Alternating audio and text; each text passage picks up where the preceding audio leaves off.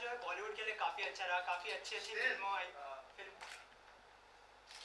काफ़ी काफ़ी अच्छी फिल्में आई। तो आपकी फेवरेट फिल्म कौन सी थी उसमें से? यार ये तो बड़ा मुश्किल सवाल है क्योंकि बहुत सारे दिग्गज महारथी हैं इस रेस में, लेकिन मैं जाहिर करना चाहूँगा कि एक ऐसी फिल्म थी जिससे किसी को शायद इतनी उम्मीद और एक्सपेक्टेशन नहीं थी।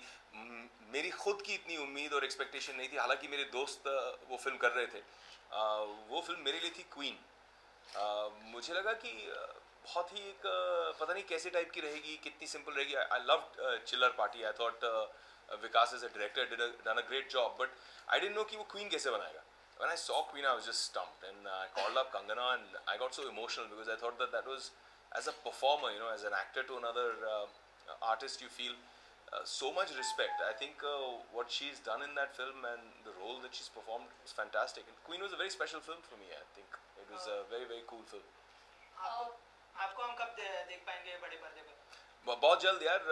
बैंक चोर, which we've just shot for Yashraj, is done. Finished shooting, edit चल रहा है उसका. I think this summer holidays we should have a release somewhere around June, July, and it'll be a lot of fun. And after that, we'll see if all the naughty boys want to get together and have some more grand masti. Then maybe that's what we put on floor. There's a whole bunch of really cool things happening. Some very interesting stuff on my end. So fingers crossed, yeah. I need all your goodwill and best wishes. What is the news from Mumbai, sir? There's a lot of controversies आई हैं कि shelf हो गई है, क्या Yeah, I to be honest with you, I've not been here. I've been away for a month, and I've come back. But I hope that's not true. It's a great subject, and Sanjay Gupta is a really really talented director. I think the way he presents men in a film and gangland kind of film, it's pretty incredible and impressive. So I've heard the script, I've loved the script, and I hope that the film comes through. And also you producing company to the sequel of... It's too early to talk about that.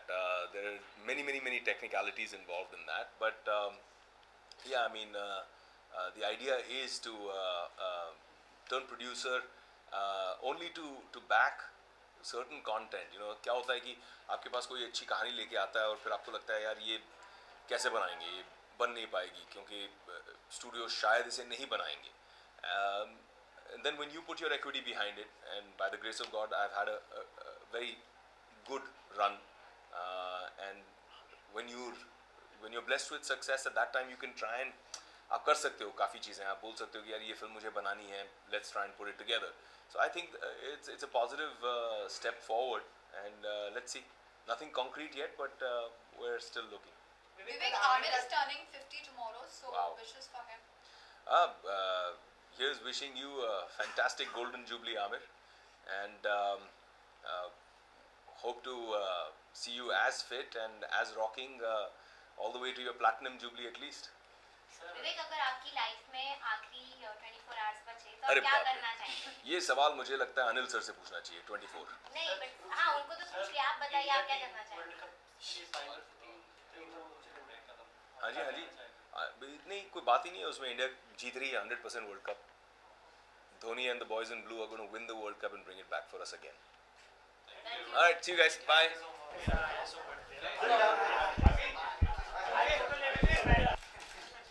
तो इतना सुनने के बाद photo तो होने दे. चलो बैठो, अभी हमको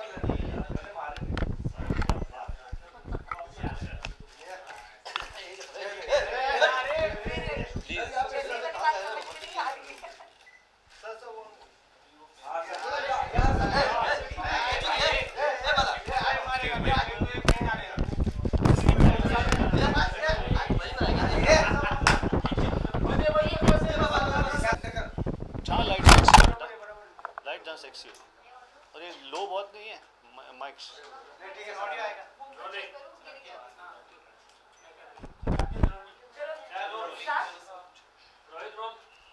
सबसे पहले तो आइफा ने 16 साल पूरे कर लिए. किस तरह की मेमोरीज है 16 साल की?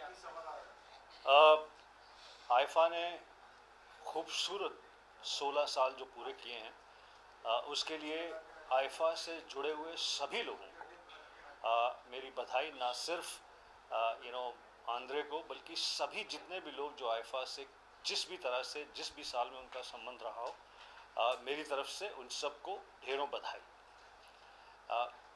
मेरा ऐसा सोचना है, आईफा एक ऐसा अवार्ड है, actually IIFA is truly a celebration of Indian cinema. IIFA Indian cinema को नए नए देशों में नई नई जगहों पर लेकर जाता है और हर साल कुछ नए हार्ट्स में हमारे सिनेमा को एंटर करवा देता है। जिस भी कंट्री में जाते हैं वहाँ पर इतनी ज़्यादा क्यूरियोसिटी होती है आईफा के इस अवार्ड को लेकर कि जो बहुत सारे लोग हैं जो वहाँ के लोकल रेजिडेंट हैं, चाहे वो अमेरिकन हों, मलेशियंस हों, ब्रिटिश हों, जहाँ जहाँ आईफा होता है, कैनेडियंस हों, उनकी भी क्यूरियोसिटी जागती है।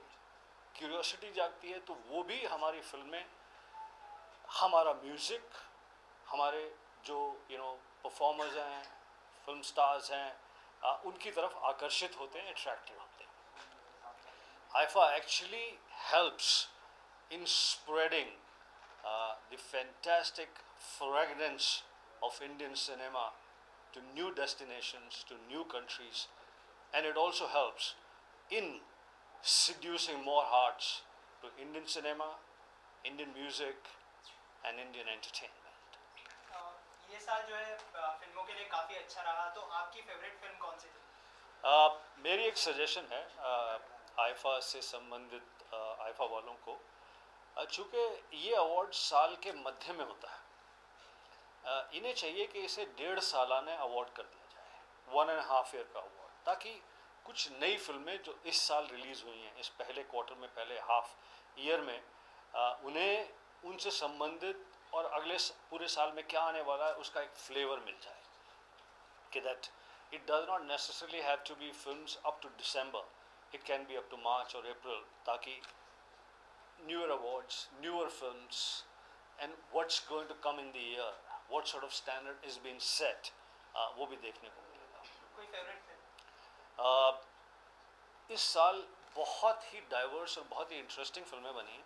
आप देखिए courageous films like City Light, Finding Fanny, Queen, और बहुत सारी पिक्चरें जो डिफ़िकल्ट थी, मुश्किल थी, फाइनेंशियली वायबल भी नहीं थी, जो कहानी चल रही है उससे हट कर थी।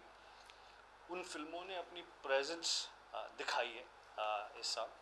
उन फिल्म के मेकर्स को, फिल्म को बनाने वालों को, फिल्म के टेक्नीशियंस को, एक्टर्स को बहुत प्रोत्साहन मिला है, और उसके साथ साथ फैंटेस्टिकली एंटरटेनिंग फिल्म्स, चाहे वो हैप्पी न्यू ईयर थी, चाहे वो किक है, चाहे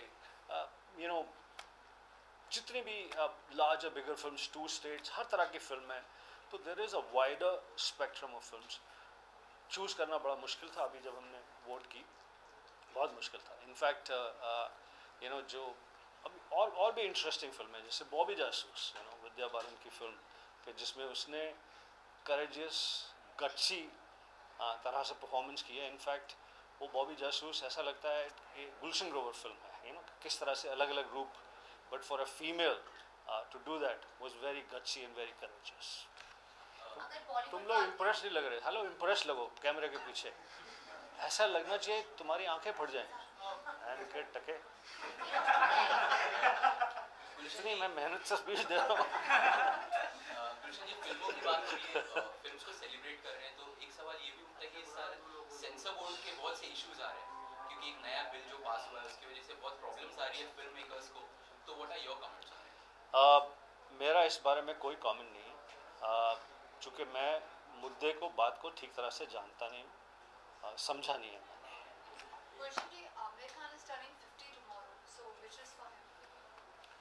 आमिर खान तो वाकई सदाबहार एक्टर है, और सदाबहार मतलब एज में growing up in in his chosen craft, in his take on what's happening around. तो आमिर खान न सिर्फ मेरे बड़े प्रिय मित्र हैं, जिनको उनकी 50वीं जन्मदिन पर ढेरों शुभकामनाएं, पर आमिर खान ने हम सबको बहुत ही लिटरली सिखा दिया है कि किस तरह से बीइंग not just aware कि what story would appeal to people, what sort of performance would appeal to people. Also, what's happening in the nation, and अब जैसे मैंने कल उसकी तस्वीर देखी, अब वही आमिर खान जिसकी ऐसी शानदार वेस्ट थी, 6-8 पैक्स थे, कुछ मोटा सा पहलवान सा लग रहा था, and it's very difficult to let go. अब जैसे मेरा बरसों से यही वेट है, ज़रा बढ़ता है तो मुझे बहुत दिक्कत होती है, बहुत तकलीफ़ होती है. तो आमिर खान एक बहुत ही अच्छे मित्र, एक बहुत शानदार एक्टर और बहुत डेडिकेटेड एक्टर को मेरी तरफ से ढेरों शुभकामनाएं. बॉलीवुड को अगर आपकी लाइफ से अलग किया जाए तो आप अपनी लाइफ को किस तरीके से डिफाइन करेंगे? मैं नहीं समझता कि मैं कुछ, बहुत बार मैंने सोचा, देखिए मैंने Shri Ram college of commerce से M.Com की पढ़ाई की, उसके बाद मैं यहाँ एक्टर बनने के लिए आया, एक्टिंग स्कूल में गया, अनिल कपूर मेरा क्लासमेट था, एंड वहीं उसी एक्टिंग स्कूल में मैं टीचर भी था. बहुत बहुत अलग अलग मुकाम पर मैंने सोचा कि can I leave it all and Bollywood से हटकर मेरी कुछ खास ज़िंदगी या कुछ और अलग, impossible. I think I belong to cinema and I am very happy that I am part of cinema. Yes, sir.